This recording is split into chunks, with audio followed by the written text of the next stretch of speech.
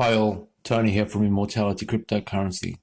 Today we want to look at a paper titled Emerging Rejuvenation Strategies, Reducing the Biological Age from 31st of December 2021. Now, the theoretical model of the field, the emerging field, is that you have the ability to quantify biological age, and you also have the therapies to affect biological age, and in doing so, ameliorate aging to a degree whereby the goal is you don't want to wind up in hospital, you don't want to wind up in aged care, and that's a good deal. So the average lifespan in the United States is 79. In that 79, you've never needed a hospital, and you never wound up in aged care. You were independent. You have your mental faculties until the last day. You ideally went to bed one night. You never woke up. And people get excited about that idea. Let's read the abstract. Several interventions have recently emerged that were proposed to reverse rather than just attenuate aging, but the criteria for what it takes to achieve rejuvenation remains controversial. Distinguishing potential rejuvenation therapies from other longevity interventions, such as those that slow down aging, is challenging, and these anti-aging strategies are often referred to interchangeably. We suggest that the prerequisite for a rejuvenation intervention is a robust, sustained, and systemic reduction in biological age, which can be assessed by biomarkers of aging, such as epigenetic clocks. We discuss known and putative rejuvenation interventions and comparatively analyze them to explore underlying mechanisms. One of these aspects is you have to quantify biological age without having to test things over a human lifespan, because that would take thousands of years. You're better off doing eugenics in that case. So we have to quantify it in a way that we can tell whether something is affecting aging in about a year, and we use biomarker systems to do that. And they're very important. They're super important. It's not a sexy subject, but it's essential that we're able to quantify aging in a set of biomarkers. Introduction. As the most significant risk factor for human mortality, aging leads to functional decline, increased frailty, and elevated susceptibility to chronic disease. The current strategies for human lifespan extension can be divided into three major categories. 1, those that treat direct causes of mortality. 2, those that slow down and attenuate the biological aging process. And 3, those that achieve rejuvenation, i.e., the reversal of aging. The whole aging well effort is great, and it's essential that there are means to age well and advisors, proven scientific advisors of aging well, mainly comprised of lifestyle, diet, and exercise. But what we're talking about here, additionally, is reversing aging. That is, those biomarkers, and imagine having a piece of paper with, one thing and a number, liver function and a number, heart function and a number, arterial condition and a number, kidney function and a number, and having those numbers and then doing some activities or some therapies, and then coming back in 6 months, having that same test and finding that your numbers have improved. Because that biomarker system quantifies aging, we would assert that aging was reversed. But that is dependent upon the sophistication of that biomarker system. And that's why it's so essential that we develop a very causal to aging biomarker system. The first category involves treatments for age-related diseases such as pharmaceuticals for COVID-19 in humans or age-related cancers in mice. Antibiotics which single-handedly shifted the main cause of death in humans and extended lifespan by several decades, also belong to this category.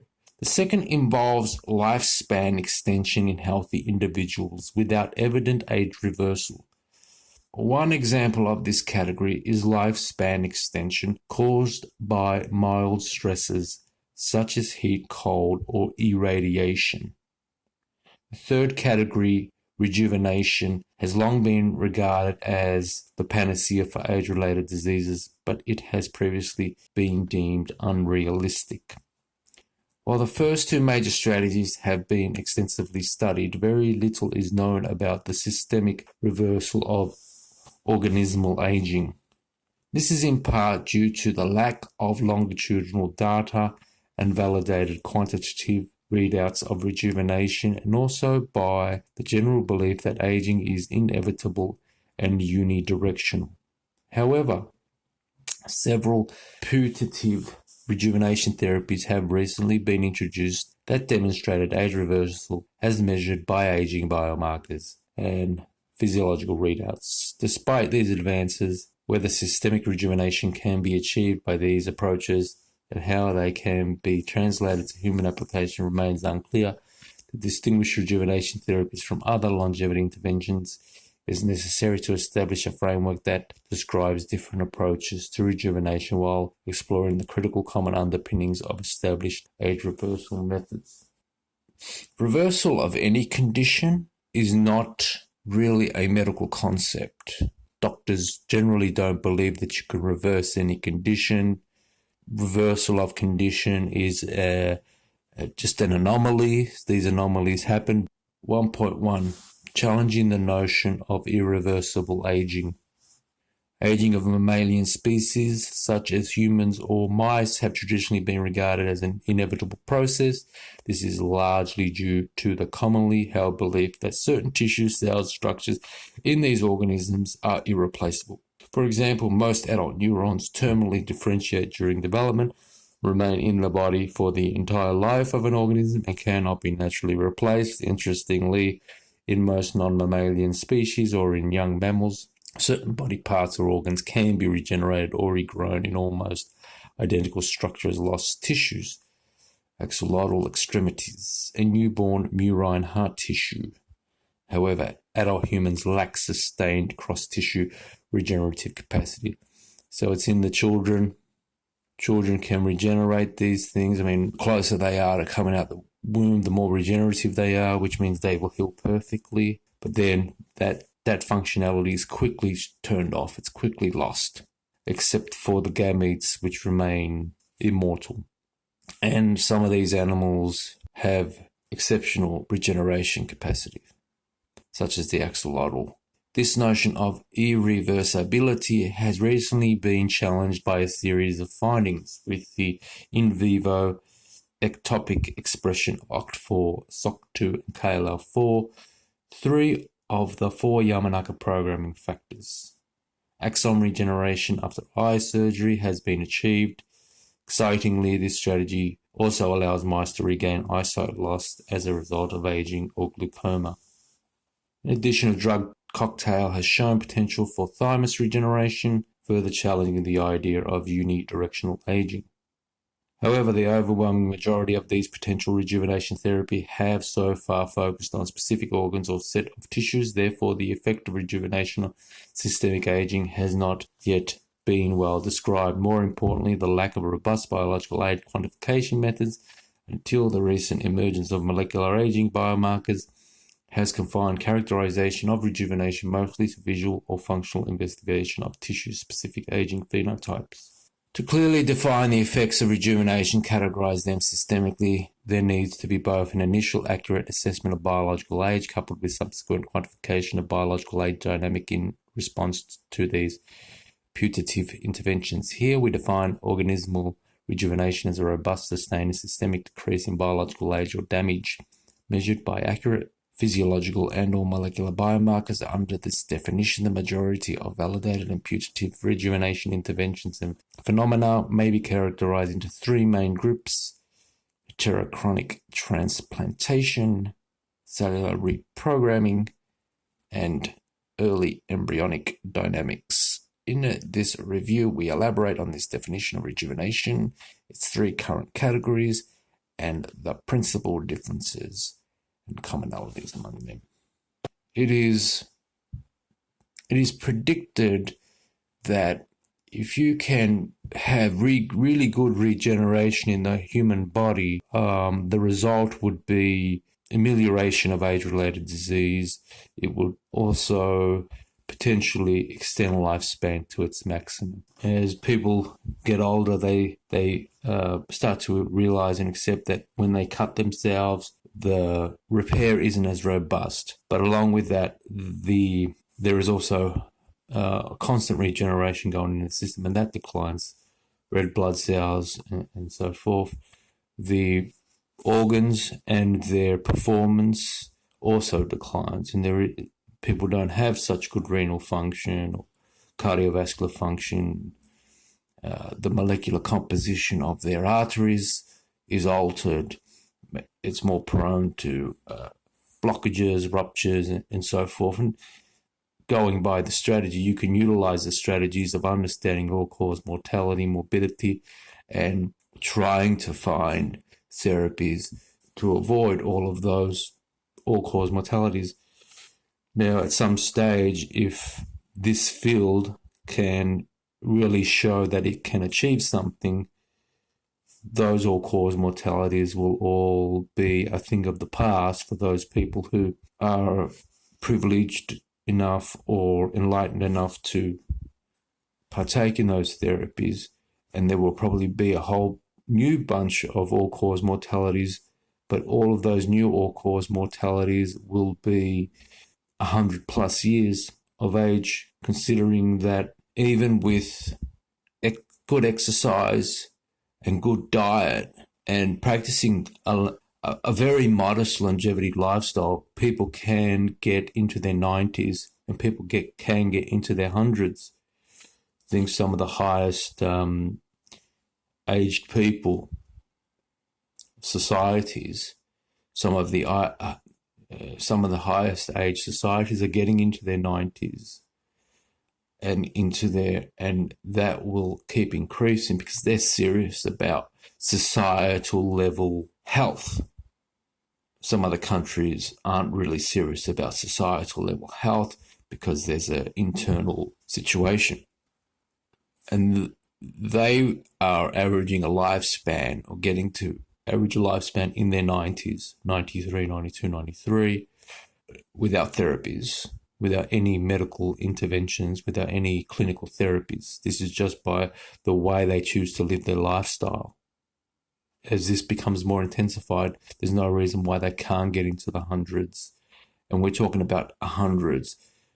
Doctors that have seen these patients come and go and correlated and created these associations in the course of their work and have changed their lifestyle by what they've seen throughout their lives in the medical system, they generally get to late 90s, low 100s. And obviously that's something as simple as they exercise and this whole food diet and whatever else. They've kept their eye out and they have seen what it is that people are coming in, their kind of the way that they are, their lifestyle, and they've made those associations and they've corrected those associations in themselves, and they will get to 100. The rest of the people who are in cognitive dissonance because of the trauma that they're going to die, and they believe in their cognitive dissonance, they believe that they're momentarily immortal. They're not going to achieve those levels of longevity. Now, as this field picks up, there's no reason why it can't go even further, and that it can go beyond 100, possibly into the mid 100s, possibly 103, 104, 105, and that's humanly possible. Across the world, there are people, even across the United States, there are people into their hundreds, 102, 103, 104, 105. 1.2 Biomarkers that track the reversal of aging. First, it is important to note that the reversal of aging is inherently multidimensional. It may include a reduction in damage at the molecular level, renewed cell functionality and at the cellular level, and meaningful physiological improvement at the organismal level.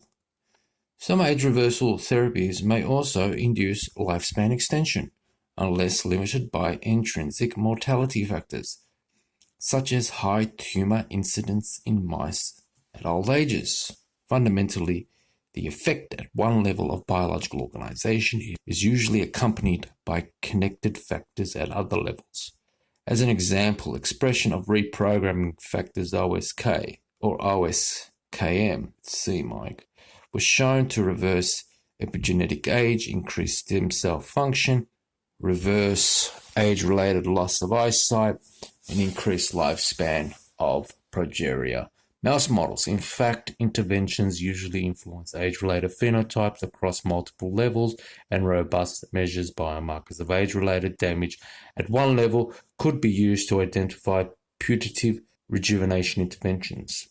One of the critical issues in distinguishing rejuvenation from other longevity interventions remains longitudinal examination of aging biomarkers to reveal a steady decrease or reversal in biological age throughout the whole intervention procedure and beyond. This inherently requires biomarkers to be non-invasive or at least non-lethal, and many studies at the tissue level are restricted by this criterion. Organs can only be harvested from sacrificed mice at one given time point. However, at the molecular and physiological level, there are several robust biomarker profiling methods available. From a physiological standpoint, the frailty index has been established as a powerful tool to assess biological age, and the clock based on it has been successfully used to evaluate methionine restriction as a longevity intervention. However, this method is intrinsically subjective and is meant to be applied primarily to aged animals, limiting its use for assessment of biological age reversal in young animals. At the molecular level, several omic-based approaches for quantifying aging and rejuvenation have emerged. Indeed, it is now possible to assess biological age using a variety of highly dimensional molecular data, particularly through the implementation of sophisticated shallow and deep machine learning methods into what is known as biological aging clocks. So far, several methods have been developed to examine age-related molecular dynamics, including clocks focused on epigenome, transcriptome, and immunome. Among these methods, aging biomarker models based on DNA methylation, termed epigenetic aging clocks, have emerged as some of the most promising methods with diverse applications across mammalian species. Multiple clocks have been developed for humans, including multi-tissue and single-tissue clocks, as well as the pheno-age and grim-age clocks that predict health, age, lifespan, and mortality risks. Moreover, epigenetic aging clocks have been developed across various tissue platforms, more commonly DNA microarrays or genome-wide targeting bisulfite sequencing approaches, type of DNA sequence, genomic or ribosomal DNA, and model species such as humans, mice, and rats. Excitingly, novel clocks have also been developed that track aging across most eutherian species with a single mathematical formula demonstrating the universal and generalizable nature of cross-species epigenetic alteration with age. Now, there's a whole slew of clocks, and people are developing it every day because they have to be improved to such a state that they quantify aging. So there's a lot of work to do on that. It's nowhere near causal. Probably one of the best clocks is the blood test, the full panel blood test. Crucially, epigenetic age predictions from methylation clocks in model species reflect various lifespan extending treatments such as calorie restriction and growth hormone receptor knockout. Additionally, epigenetic clocks were shown to quantitatively measure several aspects of human aging. Indeed, epigenetic age acceleration was associated with many age-related conditions, such as with all-cause mortality, cognitive performance, frailty, progeria, Parkinson's disease, Werner syndrome, and Hutchinson-Gilford progeria syndrome. Taken together, these studies offer evidence that aging clocks based on methylation levels may accurately track biological age and act as validators of punitive rejuvenation therapies. Excitingly, other transcriptomic ionomic, compositional, and frailty clocks have recently shown promise for high-resolution tracking of the aging process and biological aging alteration resulting from longevity and rejuvenation interventions.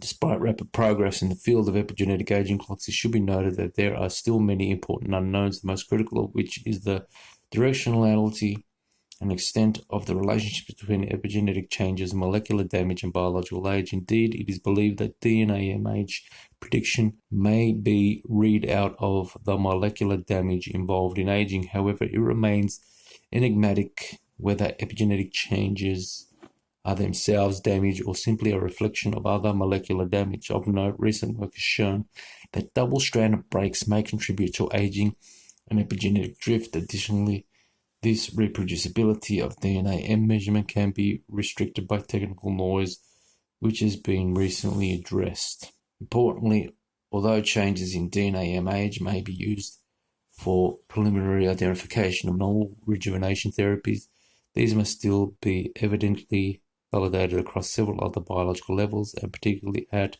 the phenotypic physiological level. For example, simply editing CpG methylation levels on certain clock sites to young levels is unlikely to change physiological functions, but this is still unknown.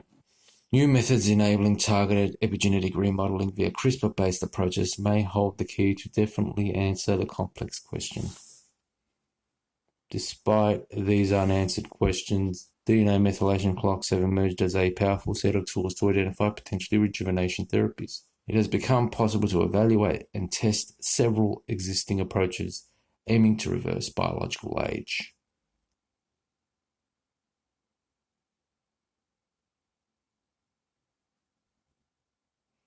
Timeline of advances in rejuvenation research. Several potential rejuvenation therapies that fall into the three major categories are listed in chronological order. Treatments marked in red show a reversal in biological age as assessed by epigenetic clocks.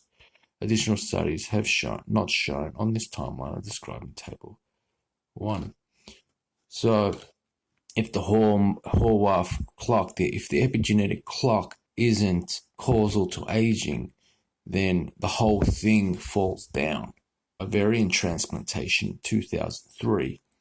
Amelioration of aging phenotypes by heterochronic parabiosis, 2005. I'm still waiting on some information on that. Human DNA age reversal by RFs, Horwath. Transient expression of RFs in vivo. Mouse DNA age reversal by RFs. A drug cocktail reverses DNA age reversal in humans. There was the thymus involution. Mouse DNA age reversal by transient expression of RFs. Young blood plasma factions reverses rat DNA age. Mouse bone marrow transplantation increases lifespan. That's interesting. Rejuvenation event found in embryogenesis. Young splenocyte transplantation to progeria mice. In humans, the thymus regeneration strategy mentioned previously has been shown to lower epigenetic age, supporting the possibilities that certain drug interventions may rewind biological age. However, these results are still preliminary, and it should be noted that this study had a small sample size and no control group. Well, he has resource issues, as most have, and he wants to get the TRIM2 study done, but it's underfunded. Other popular interventions focus on the expression of reprogramming factors, which were shown to directly reverse epigenetic age of adult cells to zero in cell culture systems. A promising milder expression strategy known as transient or partial reprogramming involves reversing biological age in multiple cell types while maintaining cell identity. When this strategy is applied in vivo, reprogramming factors have not only shown lifespan extension of animals with a progeroid syndrome, but also demonstrated the ability to rejuvenate retinal cells through neuroregeneration. Additionally, treatment of plasma fraction combination was shown to reverse epigenetic age in rats. Together, these studies point to the notion that aging may be reversible via a variety of approaches. Well, interest is increasing every day, isn't it? And there is more and more going on. And if you have more than $100 million as your net worth, there is a part to play. Studies reporting a biological age reduction, reprogramming in vivo, reprogramming in vitro, some mouse, some human, thymus regeneration treatment in vivo. So he's gone and used a few clocks here: Grim age, Hahn blood, Pheno age, Horvath multi-tissue. A decrease in epigenetic age after 12 months of treatment intended to regenerate the thymus by 4 applied clocks. Heterochronic transplantation. Lowered epigenetic age after a plasma fraction treatment in 4 tissues. Reprogramming in vivo. This is that UK group that showed a 30-year decrease in epigenetic age and transcriptomic age. But those guys are trying to get as close to zero as possible. And one way they're trying to do that is by identifying the genes that maintain the phenotype and keeping them expressed through the partial reprogramming, or being able to push it even further back and then re-express those genes to bring it back to that phenotype, which is a problem of partial reprogramming. Is how do you apply this in vivo? Some strategies are do it lightly. There's one dose, and we know that one dose is safe. We know that 2 doses is safe. We know by probability the safety. How do you guarantee that you can put a lot of factors, high dose of factors, and not have iPSC cells be the result? One of them was a trick with keep the receptor occupied, and so you can guarantee 1 dose. And this was a novel approach by the Gill group, the Gill lab, and that was to try and keep the genes that maintain the phenotype expressed as an additional therapy along with the Yamanaka factors. They want to get to as close as zero as possible while still maintaining the phenotype. And if they can't maintain the phenotype and get to zero, how do they re-express the phenotype after getting to zero? And they claim that they got a 30-year decrease in epigenetic age because they were able to go back some amount further than what other groups have been able to do. Embryonic in vivo. Epigenetic age of embryonic day 6.57 embryos is lower than in earlier stages embryogenesis by all applied clocks. These are the clocks applied. Petrovic blood, Stubbs multi-tissue, Mia multi-tissue, Thompson multi-tissue, and embryonic in vivo. Profound epigenetic age decrease in single cells between embryonic days 4.5 and 7.5. And these are all the papers of all of these efforts linked.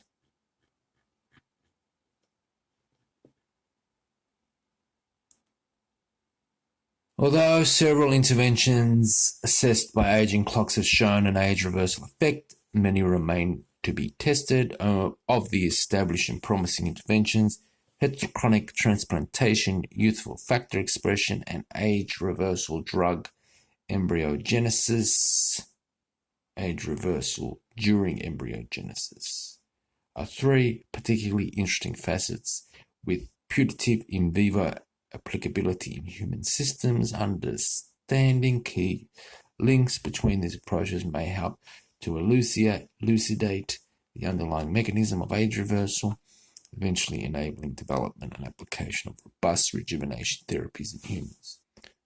Rejuvenation by heterochronic transplantation. It has long been known that tissues and organs from animals of one age can be transplanted to animals of different ages to form heterochronic age chimeras. Of the potential rejuvenation therapies that remain to be thoroughly characterized, heterochronic parabiosis is one of the most notable. This surgical procedure has been performed for years on rodents, and it was shown that mouse lifespan can be extended by linking the circuitry system of an old mouse with that of a young mouse. Heterochronic parabiosis was rediscovered as one of the most promising rejuvenation interventions in 2005. By briefly connecting the circuitry systems of young and aged mice, old mice exhibited youthful features in the brain, muscle, and liver, characterized by increased cognitive function, replenished stem cell pools, and augmented regenerative capacity. Following up on these studies, researchers have focused on blood components for biological age reversal, while some have investigated transplantation of other organs types to replace aged tissues. With bone marrow transplantation, the blood epigenetic age of the recipients generally matches the age of the donors, although whether this effect is systemic has yet to be established. With bone marrow transplantation, the blood epigenetic age of the recipients generally matches the age of the donors, although whether this effect is systemic has yet to be established.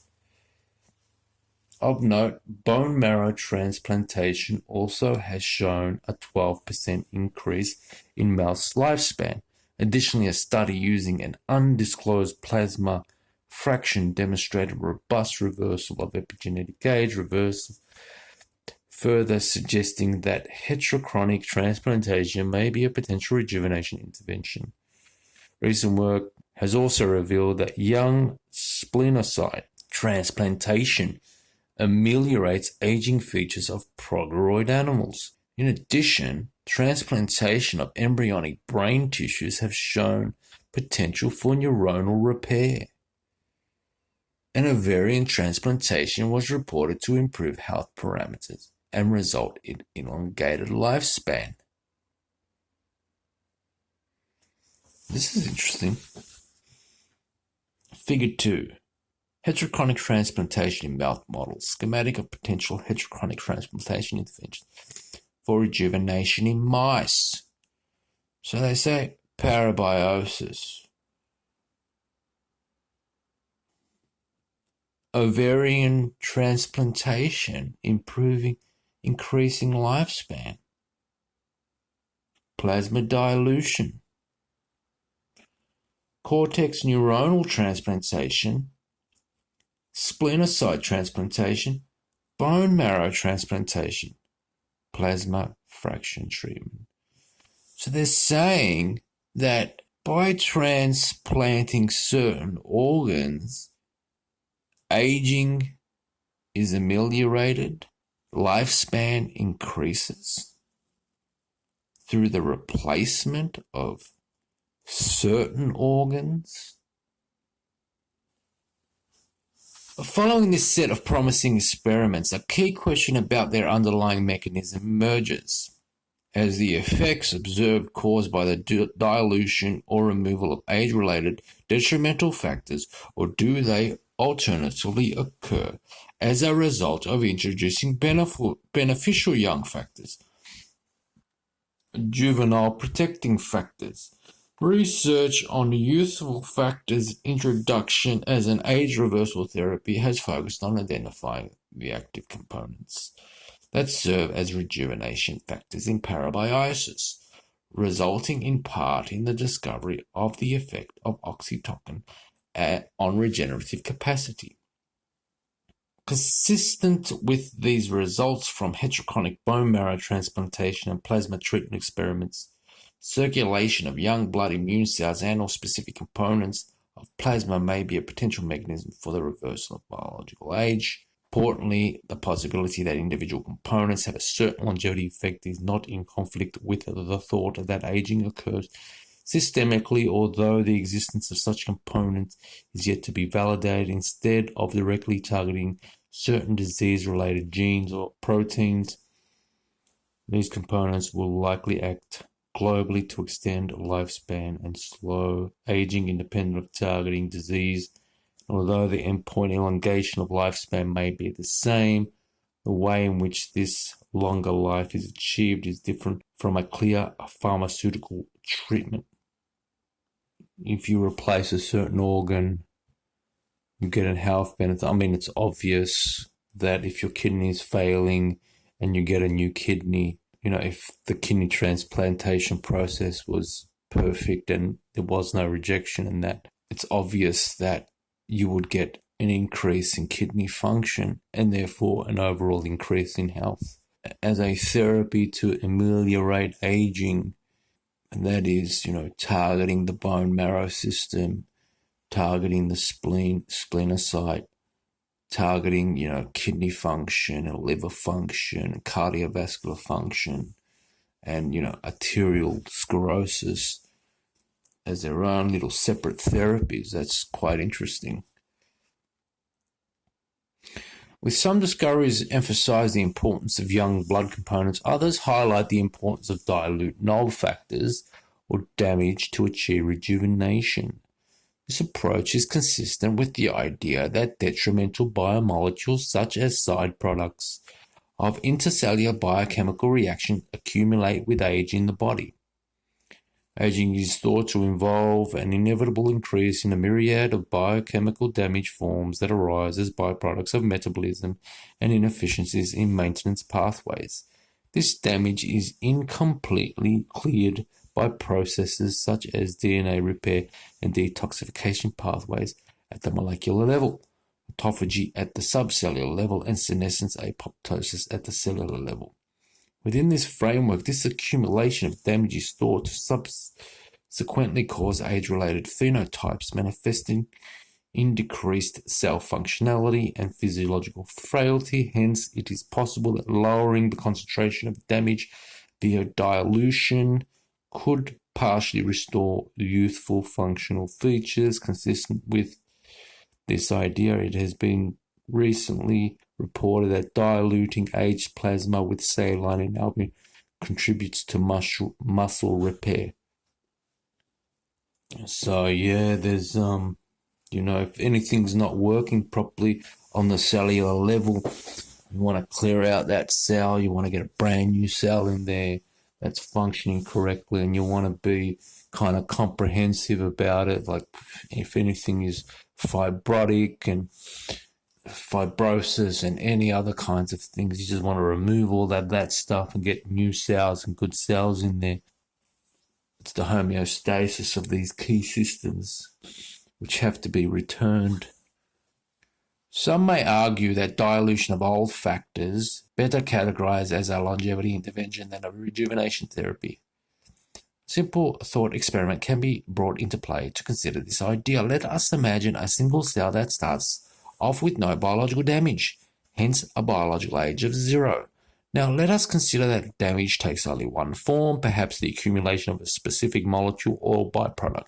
As the cell proceeds with its life, it will inevitably accumulate several such damaging molecules. Now let us imagine that the cell reaches a point where it is heavily damaged, quantified as having an arbitrarily high number of damaging molecules. Thinking about the accumulation of damage as the principal marker of age in this simplistic cell model. If the effective concentration of these damaging molecules was somehow halved in the cell, perhaps through dilution or other mechanism, it would follow that the cell is now only half as old. Hence, its lifespan has not only been extended, but it has truly undergone a rejuvenation or age reversal event. Of course, this is just simplistic thought experiment, but it may help to understand the putative complex interplay between damaging factors, aging, and rejuvenation. It is important to note that these two viewpoints, damage removal and youthful factor introduction, are far from mutually exclusive. The global effect observed in several studies may in fact be due to an interactive combinatorial effect on both. 1. Introducing juvenile factors, and 2. Diluting removing damage. In future, it will be critical to separately assess the effect of damage dilution and youthful factor introduction on systemic age reversal in humans and in model organisms. Would 1 month be enough, doing that every month, removing those every month, or would you have to be doing it all the time? 2.1 Rejuvenation by expression of reprogramming factors. On a microscopic scale, the most extreme case of heterochronic transplantation is somatic cell transfer. On a microscopic scale, the most extreme case of heterochronic transplantation is somatic cell nuclear transfer, which has emerged as the basis for modern-day cloning approaches. By transferring an adult cell nucleus to a denucleated oocyte, a new individual can be generated. This technique encapsulates the full potential of reversing the biological age of a somatic cell to that of a new embryo. Interestingly, this implies that methylation patterns in the transferred nucleus are likely reset by cytosolic components in the oocyte, suggesting another potential mechanism for rejuvenation. So if the DNA damage and methylation, if the DNA mutations that correlate with lifespan are based in the nucleus, then why, when you put that in an oocyte, do you get a brand new baby? Shouldn't the mutations in the nucleus, in the DNA, cause an effect in the baby? One. The other one is, well, the nucleus is now inside of a cellular environment which is embryonic, and therefore it is possibly altering its epigenetic state and everything. So there's probably like factors in the cell, the way the cell is performing its environment, and the cell is then beyond that, downstream from that. Because there was that paper that linked mutation rate with lifespan. But the simple thing to say is, what about somatic cell nuclear transfer? You put that adult cell nucleus with its high mutation rate, you put it in a denucleated oocyte, and you get a perfectly healthy baby on the other end, theoretically. So what does that say? But what it could say is the young oocyte has really good factors in it, and it's really controlling the DNA and its expression. There's just all spells of study and research and investigation and science. It's there. We know it's there. We know by the gametes, we know by biologically immortal organism, we know there's something going on. There's so much work being done thus far that we know that to a certain percentage, we kind of know something, or we don't know a lot, we know a bit. We might know more than we think. We don't know how much there is more to know, but we certainly know there's something going on. To recapitulate this effect without the introduction of complex microscopic procedures, scientists discovered 4 critical reprogramming factors, Yamanaka factors, which, when expressed in somatic cells, could effectively reverse the developmental status to that of early embryos, generating induced pluripotent stem cells, iPSCs. Interestingly, when epigenetic clocks were applied to iPSC samples, low epigenetic ages around zeros were predicted. Several clock models, Horvath multi-tissue, Wiener 99 CPG, skin and blood, PhenoAge, Hahn blood, Wiener 3 CPG clock reported the application of epigenetic clock to iPSC reprogramming.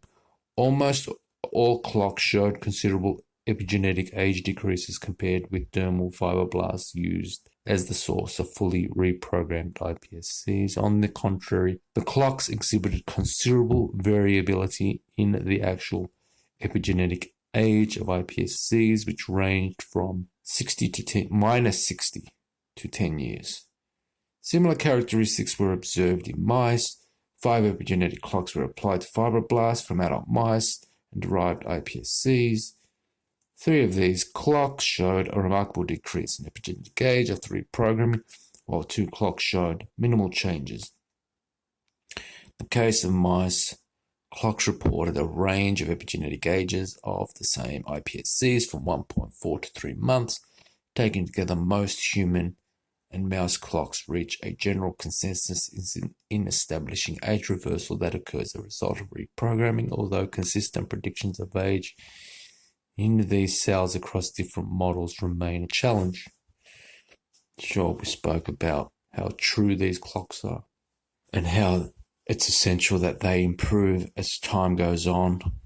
Otherwise, we can't test therapies based on these clocks and have them be used as a method to present to the FDA, establishing that this clock represents aging, the aging phenotype, and have the FDA accept because it is true, because it's established that it is true, and therefore now you can test pharmaceuticals against the clock because it's too difficult to test it in a human over 100 years. As a kind of system where aging can be, have its own little space with the FDA as a disease through this quantification mechanism. Ultimately, these observations are in line with the fact that iPSCs can contribute to the whole new embryo, corroborating reprogramming as a key rejuvenation intervention. With this in mind, several studies have applied these approaches in vivo by modulating transient expression of reprogramming factors in the whole body to avoid these cells being fully reprogrammed. In iPSCs, researchers were able to extend the lifespan of progeria mice and improve tissue repair. A similar approach using adeno-associated virus induction achieved the reversal of epigenetic age as well as neuronal regeneration in the retina. It has also been reported that reprogramming factor expression in human muscle cells can enhance functional restoration of the muscle stem cell reservoir. Together, these findings strongly support the idea that systemic rejuvenation may occur when reprogramming factors are expressed.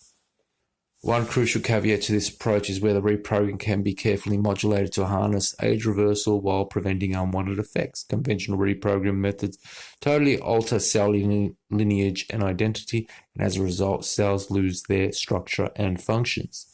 When this full reprogramming method is applied to mice in vivo, it promotes tumor formation, interfering with the rejuvenation effect. It has been shown in cell culture studies that human cells may achieve epigenetic age reversal without changing cell lineage markers. However, as the full reprogramming factors create a black box of mixed downstream gene expression patterns, the sets of genes specifically responsible for biological age reversal have yet to be distinguished from the genes responsible from de-differentiation and reversal of cell identity. I think they're speaking about kind of trying to keep the phenotype, but also applying the factors. What genes are altered that cause the redifferentiation or the de-differentiation?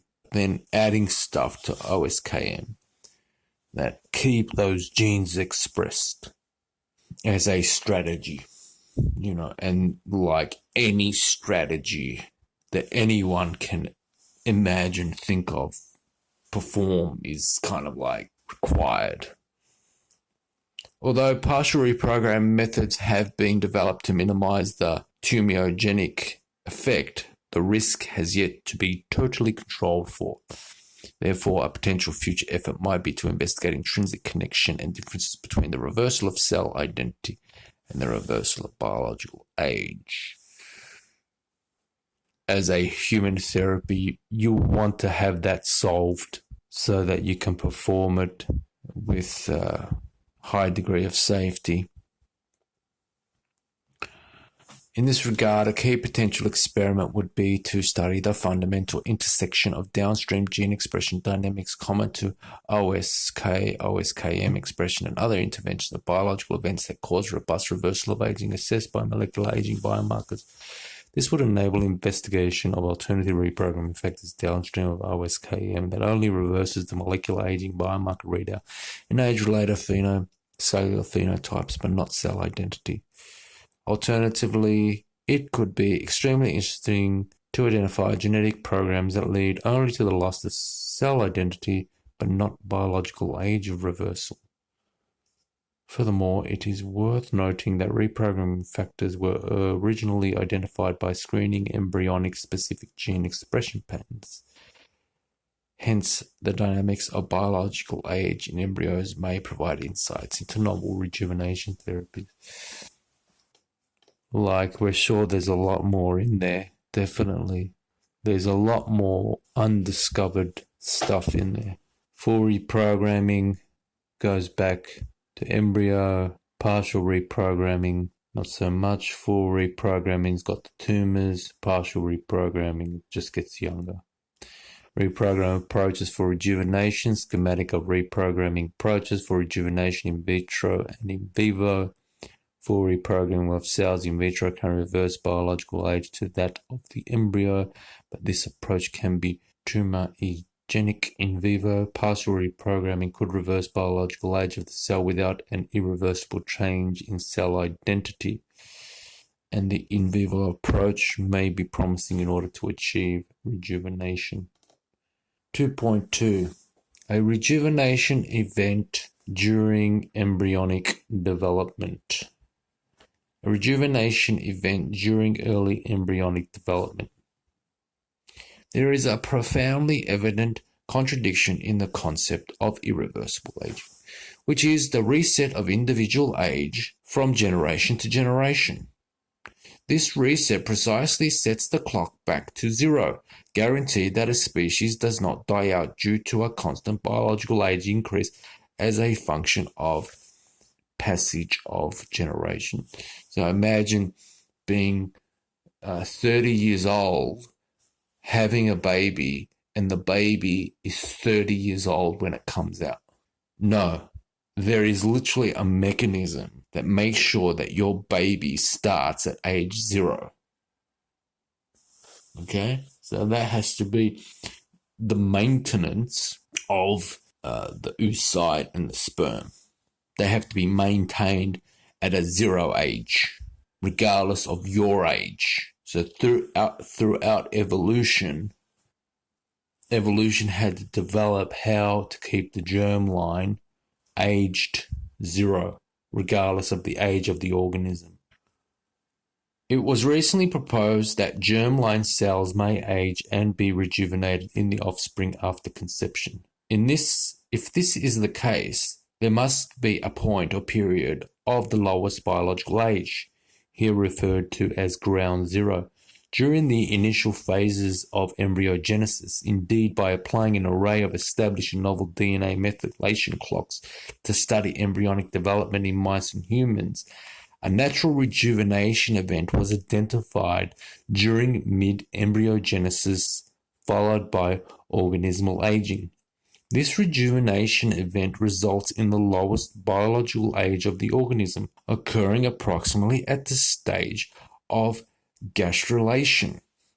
Additionally, Single-cell analysis revealed that the rejuvenation effect observed in early embryogenesis is stratified to certain cell lineages, wherein supportive extraembryonic cell lineages do not appear to undergo rejuvenation. Notably, this rejuvenation event is also reflected in ribosomal DNA methylation dynamics, indicating that ribosomal DNA likely accumulates damage and may be rejuvenated during embryogenesis. This notion is particularly interesting within the context of previous findings that perturbations in ribosomal expression dynamics affect gamete health. Although a renewal of oocyte proteostasis was observed in Caenorhabditis elegans before fertilization induced by sperm cells. This by itself may be considered under the germline-related rejuvenation process. It is also important to note that gametes are not immune to age-related damage. They do age. Therefore, it would be particularly interesting to find out how gametes are affected by these cellular maintenance machineries. So there you have it. Although detailed molecular mechanism of the embryonic rejuvenation process is still enigmatic, a possible explanation may be the dilution of damaging molecules inside the cells. During cleavage, the total volume of the original embryo is conserved. However, because each cell develops its own maintenance and repair machinery, the ability to clear damage may increase. If we assume that damage from the original parental germ cells is distributed among the newly dividing cells, this could suggest a mechanism where cell-specific maintenance pathways are able to better clear damage, resulting in a global decrease in deleterious molecules and a subsequent reduction in the biological age readout of the embryo. However, it should be noted that epigenetic clocks do not show a reduction in biological age during cleavage and the early stages of embryogenesis. Such reduction is observed only in the later stages, hinting that additional mechanisms, such as the growth of cell mass and/or unequal separation of damage among daughter cells, may define rejuvenation event observed.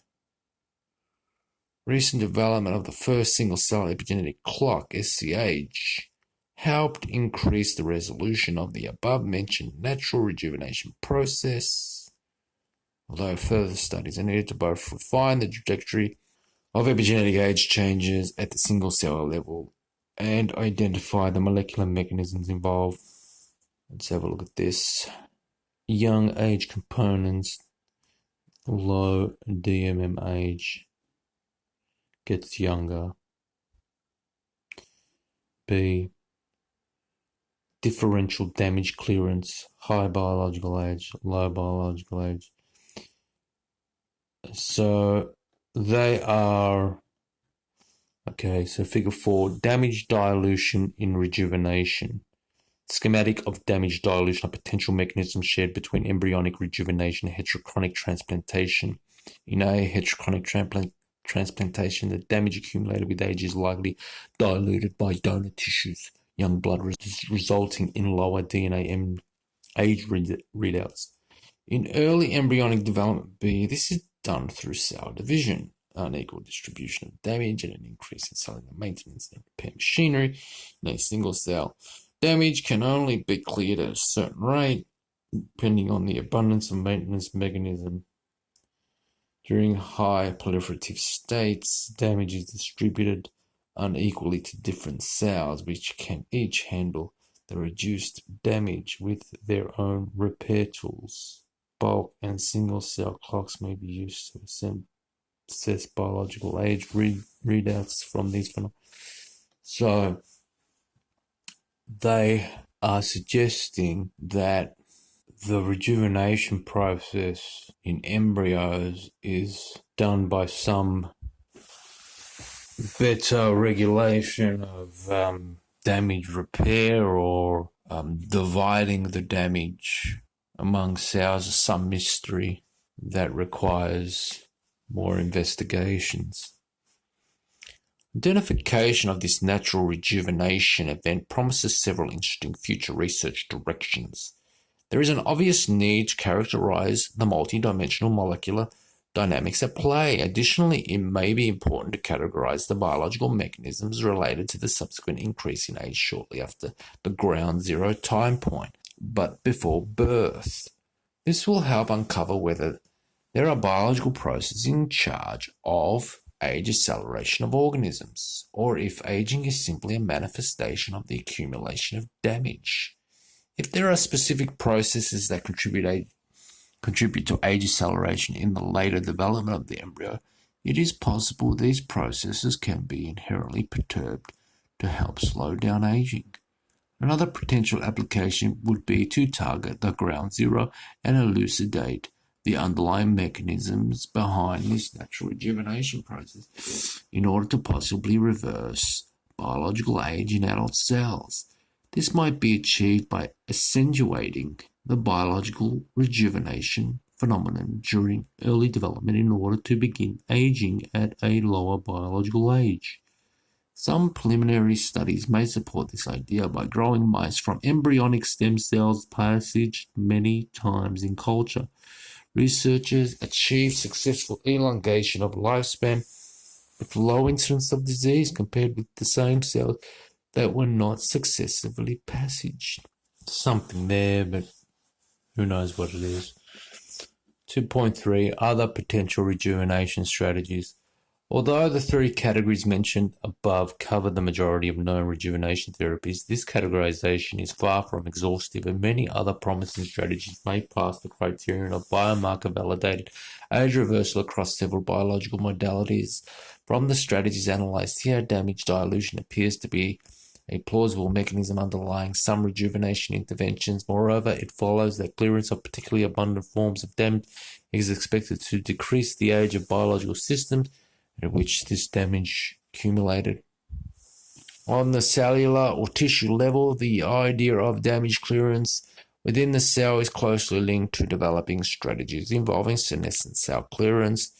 It has been recently shown that the removal of senescent cells is associated with improved physiological responses, restoration of organ function, as well as with lifespan extension. Of note, a set of mouse models were recently developed where senescent cells expressing P16 cells can be selectively eliminated. Using this model to clear senescent cells results in reversal of certain aging phenotypes in several tissues, including skeletal muscle and eyes. Alternative methods include a set of pharmaceutical perturbations called senolytics, which have been reported to ameliorate age-related functional decline in the nervous and cardiovascular systems and reduce the age-related mortality pertinent to coronavirus in mouse models.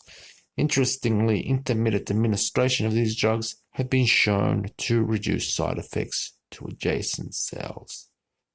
It would be interesting to apply molecular aging biomarkers to these sets of interventions in order to quantitatively assess their systemic effect. One challenge for this senescent clearing strategy is to achieve high selectivity while not disturbing key physiological functions. There is presently no clear borderline to distinguish senescent from non-senescent cells along a very dynamic spectrum. Additionally, many senescent cells still are not responsible for key biological processes such as wound healing and cellular reprogramming.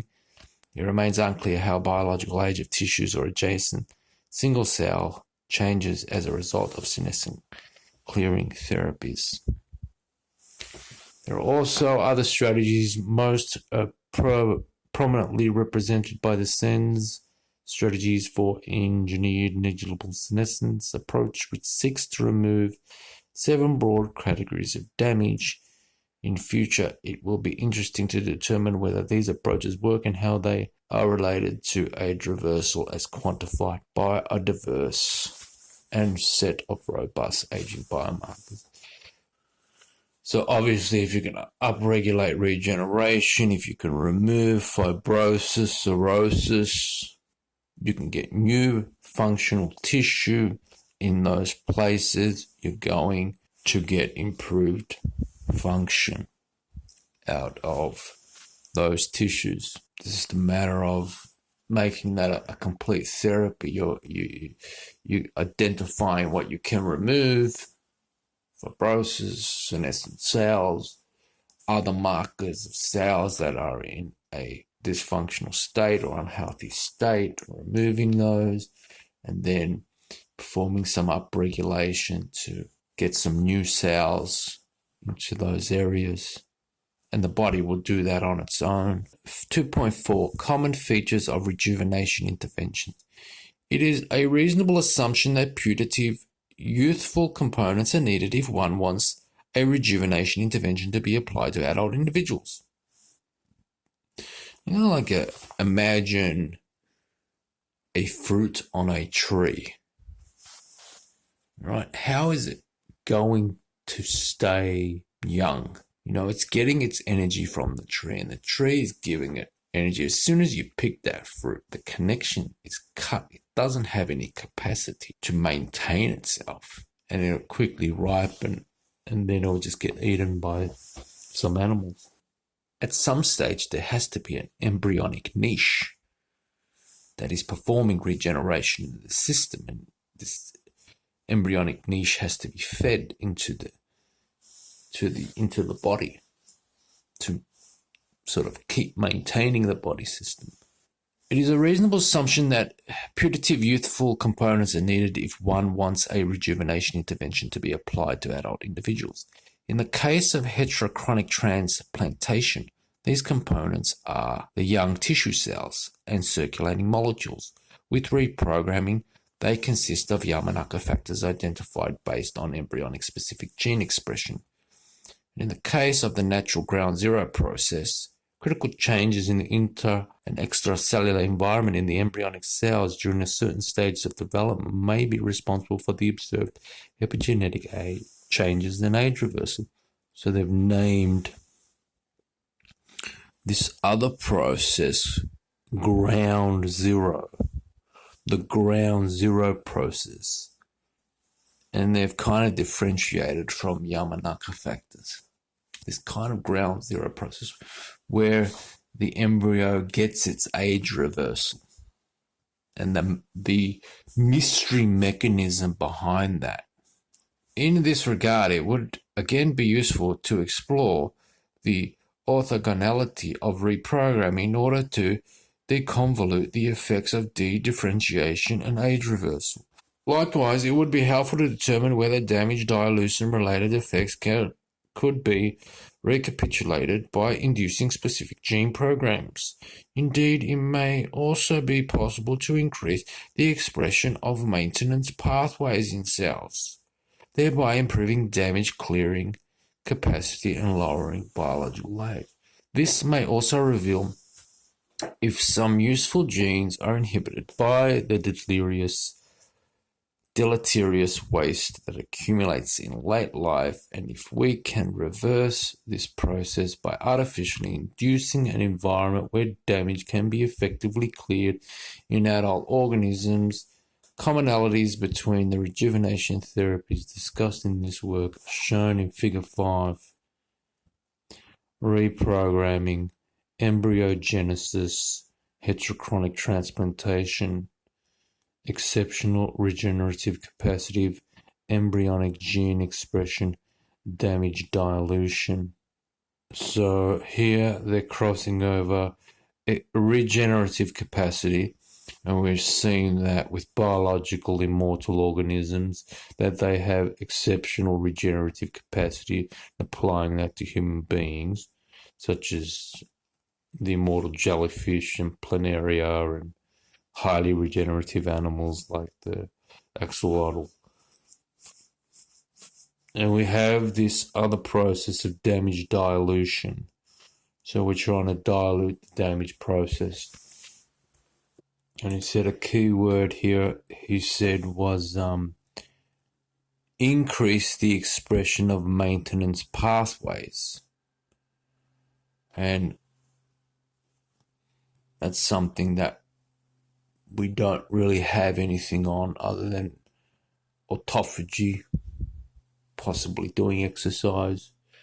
Relationships between different rejuvenation paradigms, schematic of the connections between three putative rejuvenation strategies, embryonic rejuvenation, heterochronic transplantation, share a common potential mechanism. Damage dilution and embryonic rejuvenation and reprogramming factor expression both involve common changes in gene expression. Additionally, heterochronic transplantation and reprogramming both result in a significant elevation of regenerative capacity. Harnessing the connections between current and future rejuvenation therapies may lead to a more comprehensive framework of rejuvenation, which could enable its eventual systemic application in humans.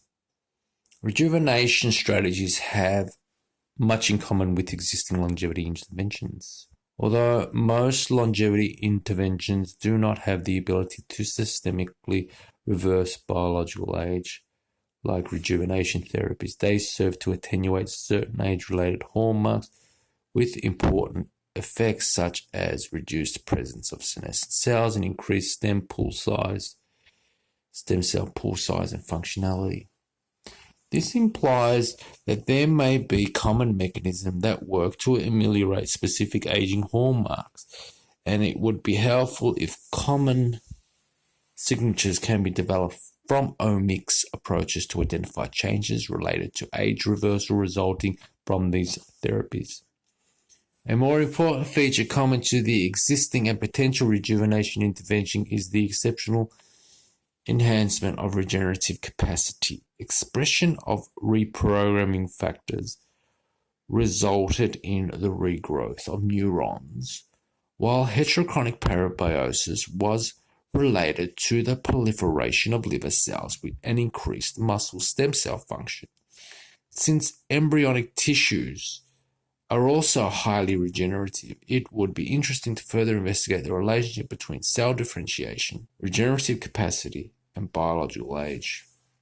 Overall, rejuvenation interventions open exciting opportunities to reverse biological age of individuals, thereby extending lifespan and health span. However, much of the biological underpinnings of rejuvenation remain enigmatic, and the current side effects induced by some of these interventions, particularly reprogramming, currently prevent their translational application. Current approaches such as reducing the dosage and closely monitoring vital parameters can help reduce these adverse effects. However, it will be critical in future to eliminate these harmful effects via deep multimodal analysis of the common features of current and emerging rejuvenation interventions. As more of these interventions are developed and independently validated based on molecular and physiological aging biomarkers, it will eventually be possible to assess and harness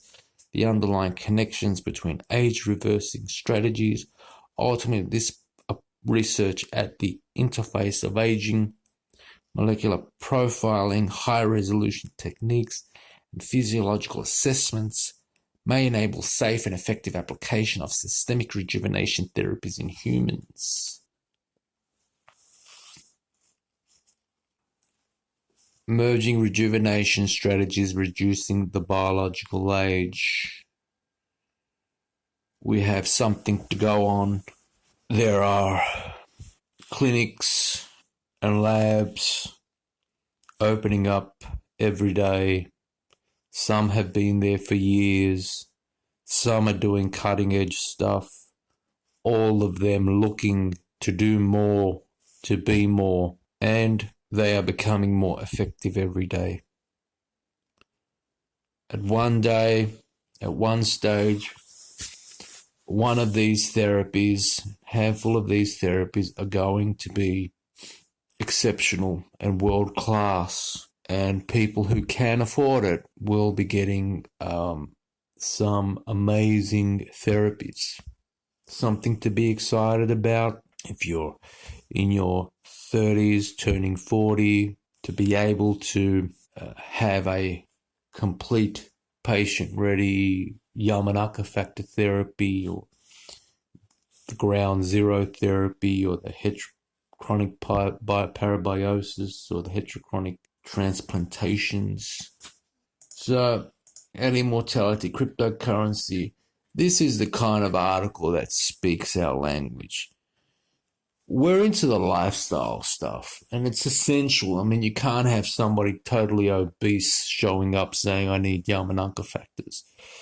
You can't have somebody living so unhealthy and saying, well, I'll just go and get my Yamanaka factor. I mean, that's been the way that they have been for many years, and there's still a huge amount of people who are leaning on the health system as some kind of miracle fallback for them, but it's a false sense of security. Obviously, they're going to perform their lifestyle. They're possibly going to get a handful of pharmaceuticals and supplements that are proven to do something. And ultimately, they're going to get some clinical therapy like Yamanaka factors. But you got to be into it. I don't think that the average guy on the street is going to take advantage of any of this stuff because they're just not into it. And I think I'm satisfied. I think I like that kind of idea, that this is a subculture of people who are interested in this type of thing. But the subculture is open to anyone, but not everybody would be into it. So that was evaluating rejuvenation strategies, reducing the biological age. Exciting paper, and hope you're excited too. And head over to Immortality Cryptocurrency and invest today. Okay, bye.